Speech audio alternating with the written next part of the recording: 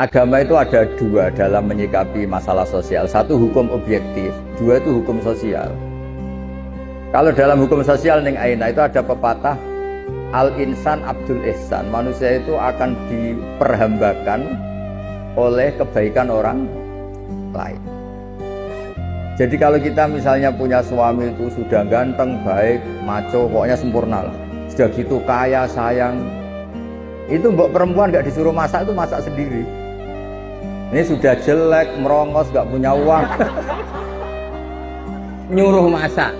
Hanya berdasar hukum fikih lelaki itu boleh nyuruh. Terus si perempuan ini boleh menolak.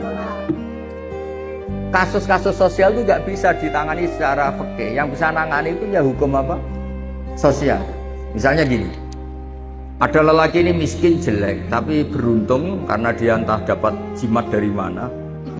Dapat istri itu cantik, kaya, sopan, baik. Terus lelaki ini nyuruh masak itu disalahkan orang seluruh dunia apa dibenarkan? Disalahkan.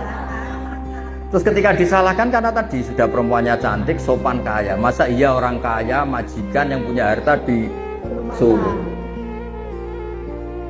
Jadi sebetulnya benar tidak itu dalam sosial itu ya konteksnya konteks sosial. Makanya kata Sayyidina Ali, ahsin mansik tatakun as amirah. Silahkan baik sama orang, pasti kamu yang mimpin. Misalnya gini, saya punya mobil Alphard. Saya tadi sowan Mbak Anwar diajak neng Aina sama Gus Sofa naik Alphard. Beliau baik, mau Gus pakai mobil saya, dia baik. Itu otomatis saya nyuruh itu gak pantas, gak mungkin secara moral, secara psikologis orang nyuruh orang yang berbuat baik.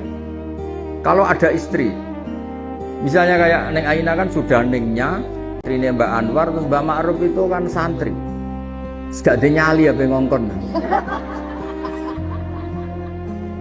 Malah nawani piye tak kena nasi goreng.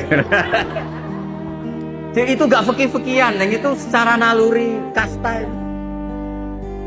Saya punya kawan, dia itu dosen, doktor, profesor, dosen, cantik.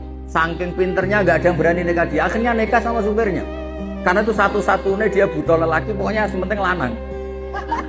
Nyari doktor masih bawahnya, nyari dosen karena dia profesor. Itu hubungan suami nggak fikih-fikihan. Supirnya itu kalau dia datang ya mobil milik istrinya apa milik istrinya ya sopan sendiri dia. Wahai masak ya masak, wahai nyuci. Tak tanya kenapa masak dia? Kamu kan lelaki. Ya tapi kan hamba sahaya Gus.